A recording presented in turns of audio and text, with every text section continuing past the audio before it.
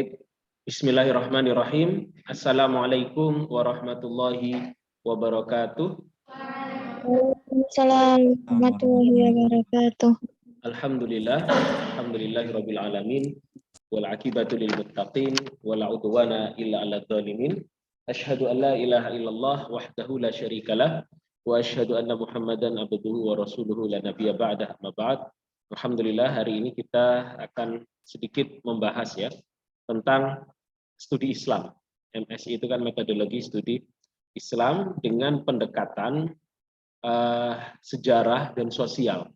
Jadi biasanya yang kita ketahui studi Islam atau kajian mengenai Islam itu dimulai dari yang pernah kita pelajari sebelumnya, dimulai dari ilmu kalam, itu dimulai dari Al-Quran, Sunnah, kemudian disimpulkan di dalam ilmu kalam. Ya. Apa di situ? Konsep-konsep tentang apa kemarin ilmu kalam? Sudah direview kan? Tentang apa kemarin? Tentang akidah. Ya, jadi ilmu akidah itu bahasa lainnya ilmu kalam. Ya, nanti direview lagi. Kemudian dari Al-Quran, dari hadis, kemudian jadilah ilmu fikih. Kalau fikih kaitannya dengan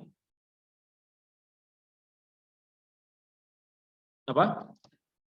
Iya, tentang fikih. Fikih apa artinya fikih? Maksudnya kaitannya biasanya bicaranya mengenai apa? Hukum, ya, hukum baik benar atau salah dari sebuah perbuatan, gitu ya, atau wajib ada al-ahkam at-taklifiyah al-khamsah. Tahu?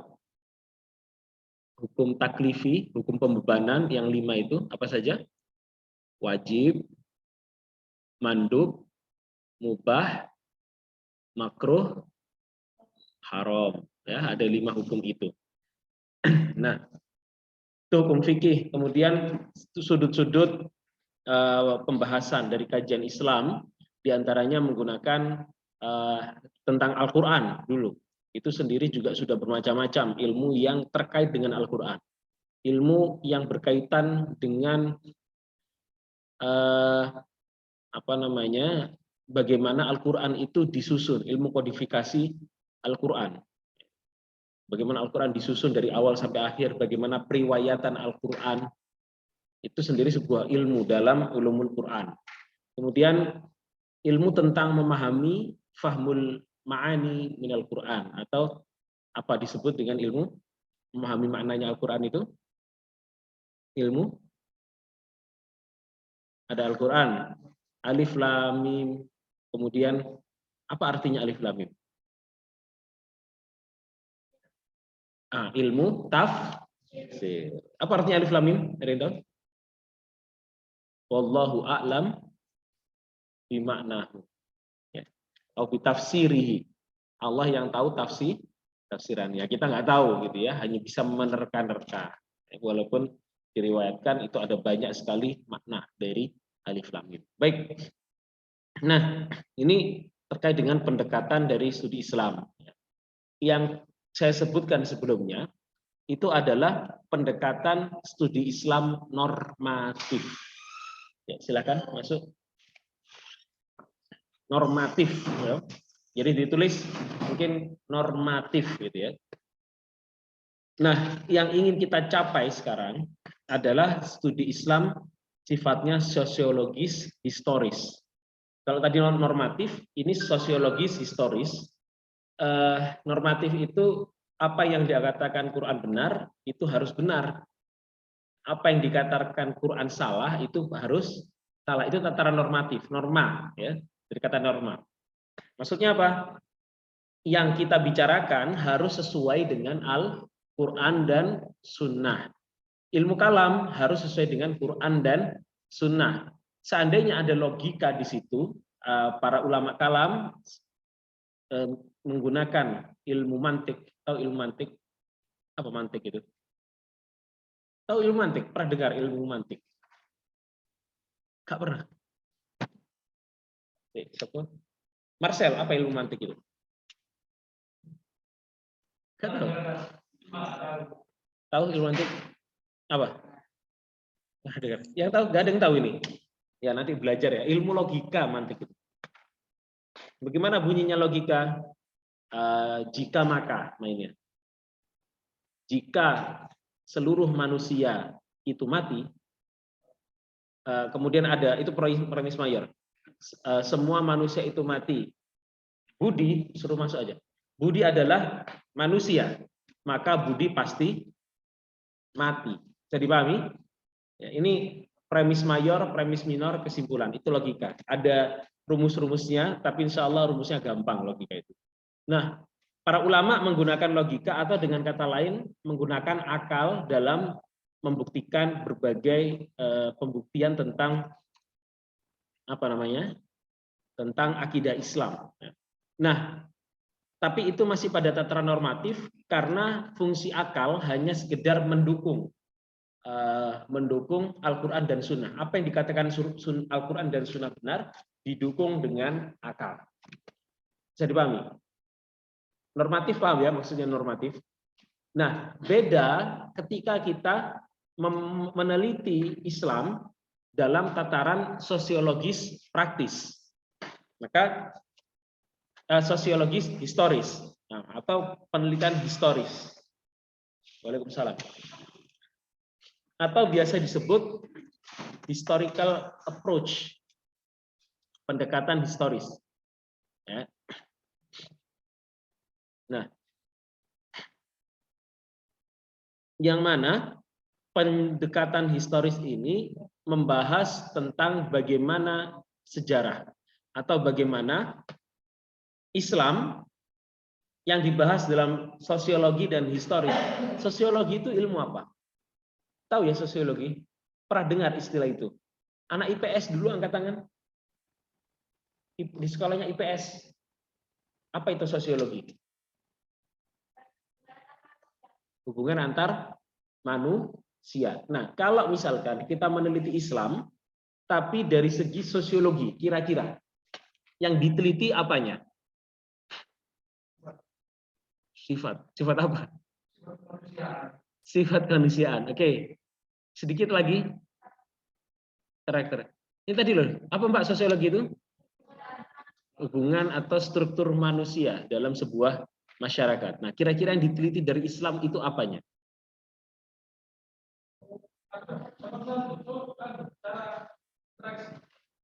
Cara interaksi. Ya. Interaksi antar. Nah, oke. Berarti kalau normatif tadi yang saya sebut mana ya? Ini. Pokoknya tulis saja normatif pakai F ya. Kalau bahasa Inggris VE nggak perlu nanti karena ada ini ada papan sehingga nggak bisa pakai. Nah, normatif itu ya, studi normatif itu apa yang Al-Qur'an katakan benar harus disebut sebagai kebenaran yang tidak boleh diganggu gugat dan kondisi sosial harus mengikuti norma tersebut. Sama seperti hukum Indonesia, hukum HAM. Hukum HAM itu kan normatif sekali. Tahu HAM ya? Apa HAM itu? Apa human right ya, human right. Nah, hak azazi manusia itu manusia disuruh menyesuaikan dengan hukum hak azazi manusia. Itu normatif. Ya, kita disuruh menyesuaikan dengan ilmu kalam. Kita disuruh menyesuaikan diri dengan ilmu fikih. Kita disuruh menyesuaikan diri dengan ilmu apalagi? Ilmu Quran, ilmu hadis gitu ya. Tapi kalau pendekatan sejarah pertama, baik buruknya umat Islam yang kita kaji bukan Al-Qur'annya, bukan hadisnya, tapi bagaimana sampean itu berislam. Paham maksud saya? Saya berislam, kita semua berislam. Misalkan ada sebuah penelitian, misalkan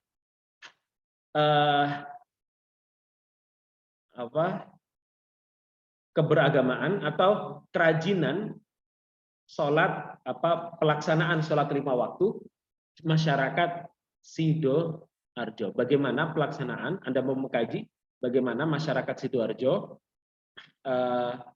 itu sholat 5 waktu. Atau mungkin gini, Anda ingin mencari bagaimana, tinggal cari bahasa yang tepat untuk membuat judulnya. Yang menjadi prioritas, mana yang kemudian menjadi prioritas bagi masyarakat Sidoarjo antara ya, belanja ke mall ketika mendekati Idul Adha dan melaksanakan Qiyamul Ramadan, Qiyamul Lail ketika akhir sulusul awakhir min syahri Ramadan, di sepertiga malam terakhir dari bulan Ramadan. Mana yang diprioritaskan oleh masyarakat Sidoarjo? Belanja, karena Ramayana pasti penuh, banyak diskon. Ya. Nah, itu kan itu kajian sosial yang Anda lihat. Apakah Anda menyalahkan orang yang ke mall? Enggak. Apakah Anda menyalahkan orang yang sholat tarawih? Itu kan penelitian. Nah, ini yang kita kaji bukan benar salahnya, tetapi yang kita kaji mereka lebih mementingkan mana? Ke mallnya, beli baju baru, dua-duanya, atau Qiyamul Ramadannya. Bisa jadi kemudian mereka. Ini kalian jangan bayangkan ini ya, jangan bayangkan yang saya omongkan ini saya ceramah bukan. Tapi yang saya ingin sampaikan bahwa ini adalah kajian. Anda mengkaji, meneliti. Ya. Apakah nanti variabelnya macam-macam? Apa bukan variabel? Apa namanya? Yang dikaji. Hasilnya bisa jadi ada orang yang ke mall ketika malam, ya karena malam kan ketika sudah buka puasa ya. Kemudian habis nge-mall mereka malamnya baru sholat Qiyamul Ramadan.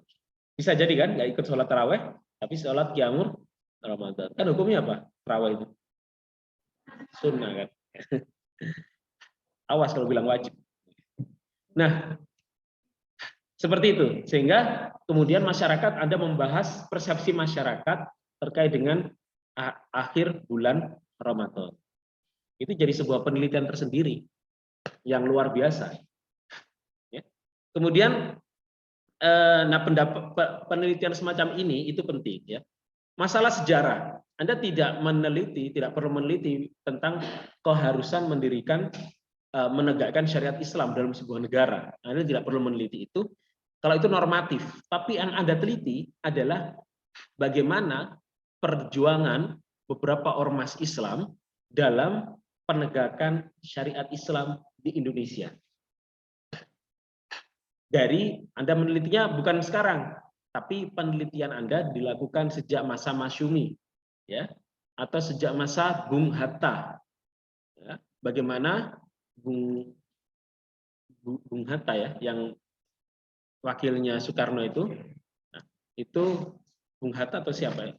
Itu punya tulisan mengkritik tentang Soekarno, konsep nasakomnya Soekarno. Bagaimana harus perlunya penegakan syariat Islam di Indonesia, walaupun atas nama bukan nama, tidak perlu dilabeli dengan istilah syariat. Bisa dipahami? Itu kemudian bagaimana pada masa Soeharto, di situ ada Masyumi, bagaimana perjuangan Masyumi untuk menegakkan syariat Islam di parlemen. Kemudian pada masa SBY, itu kan historis. Historis. Yang saya sebutkan ini adalah sebuah kajian historis, yaitu tentang bagaimana manusia, maka ini disebut the past experience of mankind, atau pengalaman masa lampau manusia. Ya, bahwa yang dibahas dalam kajian historis itu lebih banyak berkaitan dengan data dan fakta. Data dan fakta yang terjadi di masyarakat. Walaupun fakta itu salah. Ada penelitian itu, dosen saya itu meneliti tentang agama pelacur. Waduh, ini kata-katanya sangat sensitif sekali nih, ya, agama pelacur. Maksudnya bukan agama pelacur, tapi apa? Bagaimana para pelacur yang dilokalisasi itu mereka beragama. Misalkan ketika, maaf, kenal Gus Miftah ya. Gus Miftah itu ceramah di mana? Lokalisasi ya, pernah ke Doli katanya. pernah ke Sarkem. Kok tahu? Kok saya tahu gitu ya? Ya kan sudah terkenal itu ya. Gang Doli sudah tutup sekarang alhamdulillah. Tapi sudah ditutup itu apa? Orang-orangnya nyebar-nyebar ke Mojokerto, ke Tretes, ke oh tahu ini pas enggak, setahu saya itu nyebar gitu ya, karena sudah tidak dilokalkan. Lokalisasi itu kan fungsinya untuk pelokalisasian di Sarkem. Nah, misalkan kalau yang di Jakarta itu yang terkenal itu apa? Sudah dibongkar juga oleh Anies ya. Sunter atau apa nama tempatnya itu. Ya. Alhamdulillahnya sudah banyak yang dibongkar, tapi kemudian kemaksiatan itu tidak terlokalisasi. Nah, karena ketika kemaksiatan terlokalisasi, walaupun kemaksiatan itu buruk, ya, misalkan ada bar khusus minuman keras, terlokalisasikan, orang yang mau maksiat itu bisa terpantau dengan baik. Sebentar.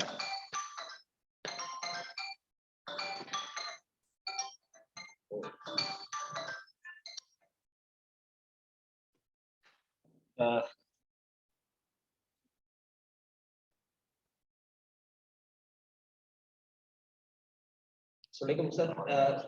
Sebentar saya masih ngajar ini. Nanti saya telepon lagi Ustaz. Oh iya iya. Ya, mohon maaf. Ya. Nah, terlokalisasikan. Ya. Itu tapi kemudian ketika diteliti bagaimana keberagaman mereka, ternyata ya, mereka sebenarnya orang-orang yang beragama, orang-orang yang agamis. Ya, Anda kan nggak pernah tahu kalau artis-artis yang hot di Indonesia seperti misalkan Nikita Mirzani itu pernah mondok di Gontor 2 tahun. Dewi Persik itu pernah mondok. Artis hot kan itu? Artis yang panas gitu ya. Maksudnya suka main film panas. Tapi mereka ternyata pernah mengenyam pondok. Kemudian mungkin nanti juga bisa diteliti juga, misalkan terkait dengan Anda meneliti, ini buruk ya, tapi bisa Anda teliti. Kasus-kasus misalkan homoseksual di pesantren-pesantren. Waduh, pernah tahu Anda itu? Pernah dengar ya?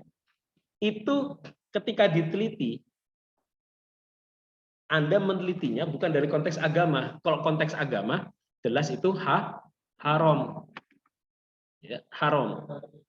Nanti ada orang lagi yang aneh-aneh. Nggak ada namanya homoseks itu haram di Al-Quran. Ya nggak haram ya, nggak haram. Cuman kaum Lut itu ketika melakukan, maksudnya ungkapan haramnya nggak ada. Cuman kaum Lut ketika melakukan homoseksual dihujani batu dari langit dan bumi dibalik. Ya kalau dia bilang nggak haram ya itulah. Ya kalau mau diadab ya silahkan gitu ya. Urusan-urusanmu lakum dinukum waliyadin. Tapi yang kemudian kita coba teliti secara sosiologis, ya, bagaimana fakta yang ada di pesantren tentang homoseksualitas itu terjadi dan bagaimana persepsi santri terhadap hal tersebut, antara praktek, antara teori dan praktek. Prakteknya berapa banyak teman yang kamu tahu melakukan hal tersebut, misalkan itu Anda lakukan wawancara mendalam kepada santri. Kemudian hasil itu bisa Anda laporkan kepada pondok pesantren. Fungsinya apa? Fungsinya agar pondok pesantren menjadi lebih awas dan kemudian bisa melakukan pembinaan. Hasil yang Anda teliti dari kajian itu, misalkan ya, ini yang saya perlu ungkapkan. Hasil yang Anda teliti tadi bisa diambil dan diaplikasikan di tempat-tempat lain sebagai model pengembangan pembinaan pendidikan seksual di pondok pesantren. Bisa dipahami. Nah, itu contoh dan manfaatnya luar biasa untuk pendidikan semacam ini, penelitian semacam ini, ya, penelitian semacam ini. Nah, yang misalkan sejak kisah Nabi Musa, wadrib bi asokal hajar, fanfajarat min thalathati asyrata aina. Pukul batu kemudian keluar mata air. Mata airnya sekarang kan sudah nggak ada di Gunung Sinai. Termasuk macam-macam kisah Nabi Musa. Nah, itu memang secara agama ada ya, kita yakin itu. Hanya saja nanti pembuktian secara historis, kalau Anda bisa membuktikan, luar biasa hebat gitu ya. Nah, ini pelaksanaan ini apa ini? Ya, ini ada laqad kana fi qisasihim ibratun liulil albab. Dalam kisah mereka terdapat pengajaran ibrah bagi orang yang berpikir ya. Maka haditsa yuftara, bukan sebuah kisah yang dibuat-buat, walakin tasdiqal ladzi baina yadayh, tapi itu adalah kebenaran antara yang bersama mereka, wa tafsila kulli syai', dan penjelasan rinci terkait segala hal, wa huda wa rahmatal liqaumi yu'minun, dan petunjuk dan rahmat bagi orang yang beriman. Nah, kisah khususnya yang di sitir ini kisah Nabi Yusuf. Anda kalau buka Bible, Perjanjian Lama, kitab pertama, Kejadian, ada kisah Nabi Yusuf di situ. Anda bandingkan dengan kisahnya yang ada dalam Al-Quran. Itu hampir mirip-mirip seperti ini alur ceritanya. Boleh Anda coba ya. Nanti kalau dicoba. Nah, itu menunjukkan bahwa Islam sejak awal memang sangat penting sekali namanya historisitas. Bukan berarti kemudian kita dalam sejarah Islam kita cari yang baik-baiknya saja, tidak. Sejarah Islam penuh dengan perpecahan, penuh dengan pembunuhan, sebagaimana sejarah manusia pada umumnya. Kita tahu ada namanya As-Safah. Tahu As-Safah? Siapa namanya itu lengkapnya? Adalah pendiri dinasti Abbasiyah. Dia disebut As-Safah karena banyak menggorok leher orang-orang dari dinasti Umayyah. Karena waktu itu Bani Abbasiyah itu disingkirkan ke daerah Irak, yang kemudian berdirilah dinasti Abbasiyah, dan dinasti Umayyah kemudian terpukul mundur sampai kemana? Abdurrahman Ad-Dakhil itu sampai ke Andalus ya. Yang terkenal di antara pimpinannya di Andalus itu Abdurrahman Ad-Dakhil dan lain-lain. Disebut As-Safah karena dia banyak menggorok leher ya, sebagai penumpah darah. Itu sejarah Islam. It's real ya. Ini benar. Ini realitas. Dan itu tidak bisa kita ganggu-gugat. Dan itu adalah tidak bisa kita kemudian membaik-baikkan bagaimana dinasti Abbasiyah itu berdiri. Kita nggak bisa membaik-baikkan. Oh, dinasti Abbasiyah tidak seperti itu. Itu adalah dinasti yang hebat, yang bagus, yang bla bla bla. Ya. Sejarah yang apa yang disebutkan demikian, yakini demikian sebagaimana apa adanya. Kalau ada sejarah pembandingnya, maka dibandingkan, oh ternyata dia seperti ini dan seperti ini. Misalkan sosok Yazid bin Muawiyah. Siapa itu? Tahu Yazid bin Muawiyah? Pernah baca orang itu? Tidak pernah ya? Ini secara historis. Yazid bin Muawiyah ini terkenal anaknya siapa Yazid itu? Anaknya siapa? Enggak tahu. Anaknya siapa? Yang saya sampaikan tadi. Yazid bin Muawiyah, berarti anaknya Muawiyah itu siapa? Bapaknya. Yang pertama kali pendiri dinasti Bani Umayyah. Muawiyah bin Abi Sufyan, ya kan? Dia disebut pemimpin yang fajir, yang suka melakukan kemaksiatan.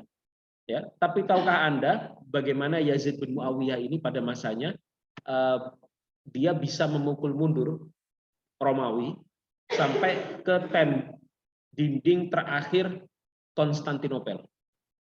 Jadi Romawi itu sampai kewalahan menghadapi Yazid bin Muawiyah. Bizantium, ya, Bizantium itu Romawi Timur. Ini saking hebatnya Yazid bin Muawiyah. Orang tabi'in, ya. Kenapa saya sebut tabi'in? Karena dia kenal dengan bapaknya Muawiyah bin Abi Sufyan. Muawiyah itu sahabat, berarti dia termasuk tabi'in. Ya, betul ya? Karena cara tabi'in harus ada musahabah dengan sahabat. Nah, hal-hal semacam itu perlu ada kajian pendekatan historis. Dalam ilmu hadis, tahu ilmu hadis ya? Itu pendekatannya sangat historis.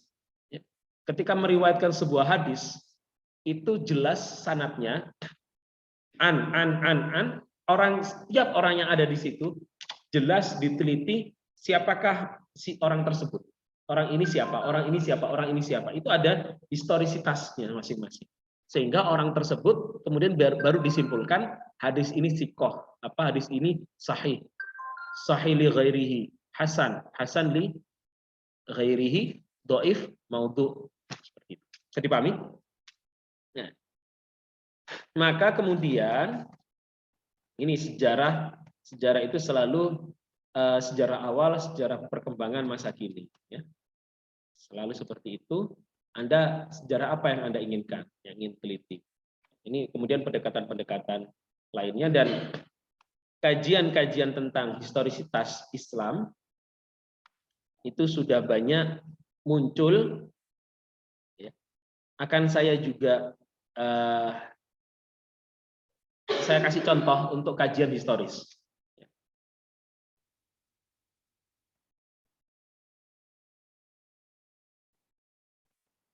Kajian Islam historis.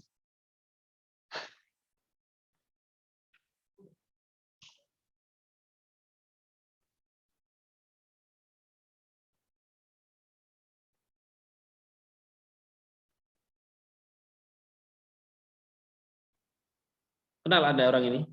Sebentar. Kenal orang ini? Pernah dengar nggak namanya?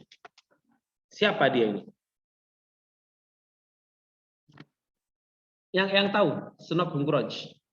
Ini kalau Anda baca sejarah Indonesia tahu ini. Perang di Aceh dia terkenal. Orang hidup abad berapa?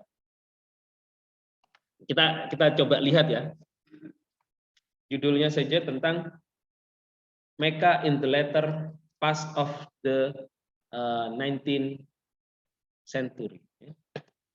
Mekah di akhir abad 19 with an introduction by Jan Jas Whitcomb. Ini ada introduction-nya. Plan of Mecca. Ini Mecca seperti ini waktu itu. Christian Sunok Bungkroj description of Mecca. Ya, bagaimana Sunok Bungkroj orang Kristen ya, mendeskripsikan tentang Mekah. Kalian nggak familiar dengan kata Sunok Bungkroj? Sunok Bungkrojnya kalau dulu kalian di sekolah itu gampangannya. Jadi dia ini lihat tahun hidupnya 188 sampai 189, hidupnya 1857 sampai 936. Ini masa dia di Mekah. Yang atau menerbitkan bukunya ini 188 sampai 1889. Ini monografnya Sunok Bungkroj. Dia meneliti atau menulis bagaimana kondisi-kondisi di Mekah. Jadi dia ini orang yang menyamar jadi Islam dan dia ini konsultan Belanda karena Belanda waktu itu kesulitan bagaimana caranya menguasai Aceh. Karena Aceh itu tempatnya sangat strategis untuk perdagangan. Jadi kalau Anda melakukan perdagangan tidak mungkin tidak melewati Aceh zaman itu. Ya, misalkan Anda mau ekspor zaman itu ya, mau ekspor dari Jawa ke misalkan ke India atau ke Afrika Selatan, itu untuk menghemat waktu biaya melewati Selat Malaka, tentunya pasti singgah di Aceh. Nah, Aceh itu saking pentingnya sehingga Belanda harus menaklukkan Aceh. Nah, Belanda tidak bisa menaklukkan Aceh ternyata. Ya, kemudian barulah dia bertanya kepada Sunok Bungkroj selaku orang Belanda yang ahli dalam ilmu sosial untuk kemudian mendekati para tetua-tetua di Aceh. Sehingga pada akhirnya Belanda mampu menaklukkan Aceh. Ya, ceritanya seperti apa Anda bisa share di internet. Dia mengkaji tentang daily life in Mecca. Bagaimana kehidupan sehari-hari di Mekah itu seperti apa. family life in Mekah, bagaimana kehidupan keluarga di Mekah. Ini kajian studi Islam ini, ya, tapi sosiologis, belajar di Mekah, Jawa atau Jawiyah ini ada syekh dan lain-lain. Bagaimana yang dilakukan oleh di Mekah. Kemudian lagi ada satu kajian lagi. Apa nih judulnya? Ramadan in Java. Judulnya bawahnya apa? The Joy. Joy itu apa? Joy. Enjoy. Apa namanya? Senang, ya, kesenangan, kebahagiaan, dan jihad hawa nafsu ketika berpuasa. Tulisannya Andre Muller. Terbitkannya oleh Sweden, Department of History and Anthropology of Religion. Ini kajian antropologi. Antropologi apa, Mbak? Yang alumni IPS. Jadi Anda jangan kira ya, anak IPS itu adalah anak bodoh, anak IPA adalah anak pintar. Itu salah. Justru anak IPS itu juga butuh orang-orang yang pintar. Kenapa? Karena bisa menghasilkan karya-karya hebat. Karya dari IPS itu, ya, dari anak-anak IPS itu kalau diaplikasikan, misalkan penggunaan gadget untuk anak atau game online, dampaknya bagi anak remaja. Ketika diteliti secara sosiologis, secara antropologis, penelitian itu bisa diserahkan kepada siapa namanya, pabriknya, sehingga pabriknya kemudian bisa merancang strategi untuk teknologi yang baru, bagaimana agar misalkan ya contohnya teknologinya itu ramah untuk anak remaja. Itu contohnya. Apa antropologi, Mbak? Tentang manusia. Oke, terima kasih. Bagus ya kan? Berarti ilmunya dan kajian sosiologis semacam ini juga bagus untuk diterapkan di penelitian Anda nanti. Ini semester 1 kan? Ketika Anda nanti PAI, skripsi, atau Anda nanti menjalani kajian itu Anda boleh melakukan studi kasus dengan pendekatan sosiologis, antropologi, dan lain sebagainya. Kenapa? Ya kan saya ini. Coba dia membahas tentang sufisme. Ini kurang besar nih, saya besaran lagi.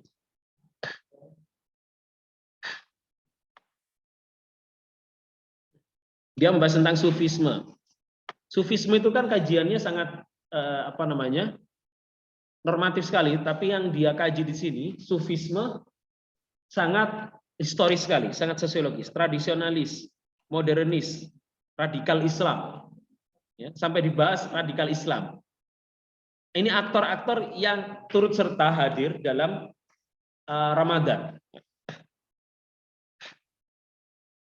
Ada orang liberal dalam di TV itu kan banyak orang liberal ya. Departemen Agama MUI. Misalkan kegiatan awal Ramadan. Nah, dia kajian sosiologisnya Islam normatifnya berdasarkan Al-Qur'an seperti ini masalah puasa. Kemudian theological basic ya. Nah, ini dia kajian normatifnya bagaimana tentang melihat bulan. Ini. Who can see the moon? Who can see the moon? Kemudian dia kaji di sini contemporary and polar Indonesian media ekspresi media massa. Ini sendiri sebuah kajian sosiologis ya. Dia mengkaji tentang bagaimana orang melihat tentang ekspresi dalam media massa Indonesia selama bulan Ramadan. Yang mana ketika bulan Ramadan semua acara televisi berubah drastis. Ya. Kalau biasanya Indosiar penuh dengan sinetron khurafat, ya, ketika ya banyak khurafatnya kan ada naganya gitu.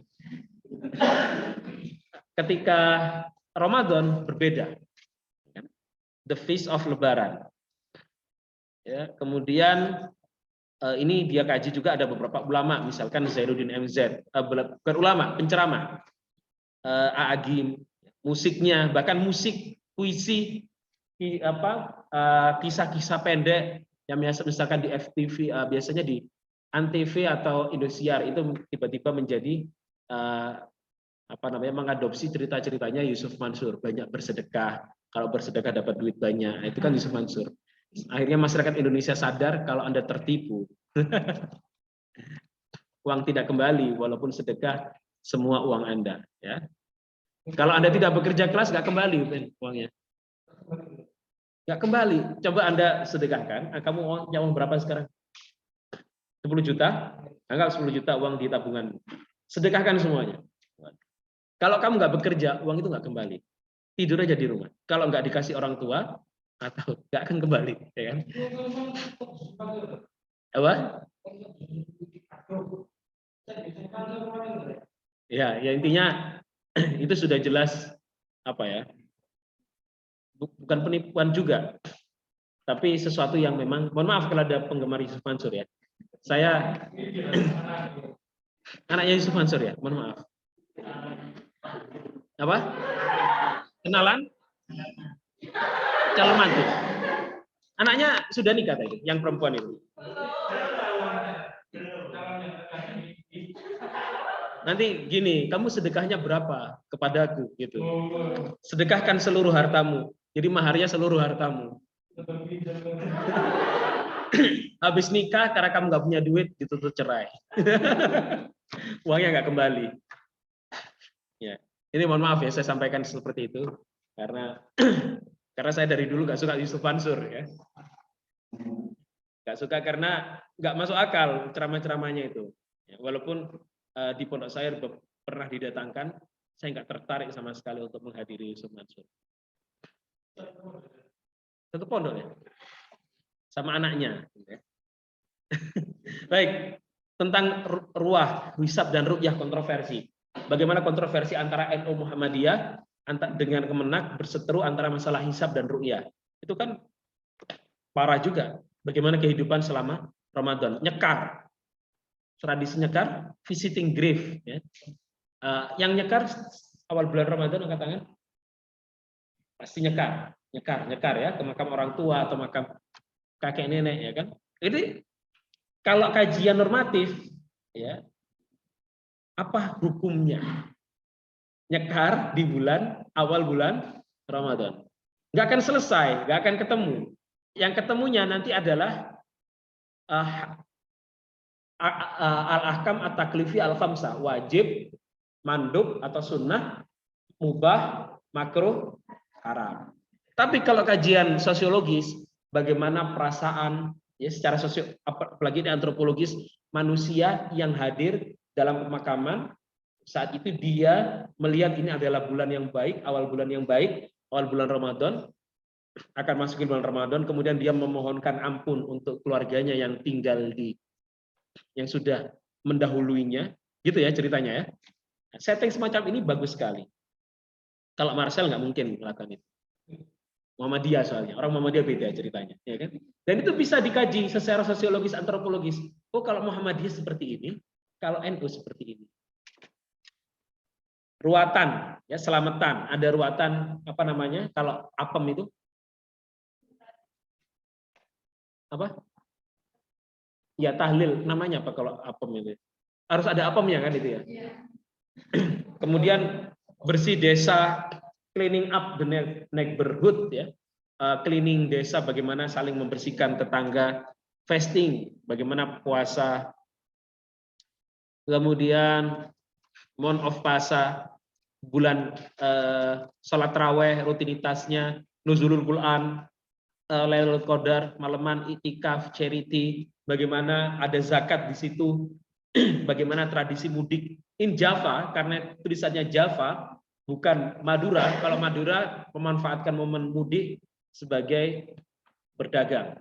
Tapi kalau di Java beda. Ini adalah momen untuk mudik. Ya. 1 Syawal, takbiran, sholat Id, ya. Nyekar. Pos Ramadan masih ada nyekar lagi, ya kan? Setelah Ramadan itu dia Syawal, habis sholat Id, nyekar dulu ke makam orang tua, ya kan? Atau mbah. Kemudian silaturahmi. Silaturahmi semacam ini hanya ada di Indonesia ini. Lebaran Syawal, pasar malam, Syawalan, compare Ramadan. Ya. Ini media successful brokers. Bagaimana media popular media itu muncul dalam media. Anggap halaman 360 kita lihat yang popular media. Ini ada analisanya, ada perspektifnya sendiri popular media. Ya. Bagaimana media menjadi sarana dalam menjadi buzzer dalam untuk menyuarakan Ramadan. Traweh, ru'yat, hisab, kontroversi, ini semuanya di-show di dalam televisi. Bahkan perdebatan NU Muhammadiyah itu pernah ditampilkan di TV. Less successful broking dan lain-lain. Ini adalah kajian Islam secara apa tadi yang saya sebutkan? Sosiologis, historis. Kalau yang pertama, yang sebelumnya yang kita kaji itu adalah kajian normatif. Kalau kajian normatif ya seperti itu, kalau historis seperti ini. Bisa dipahami ya? Oke.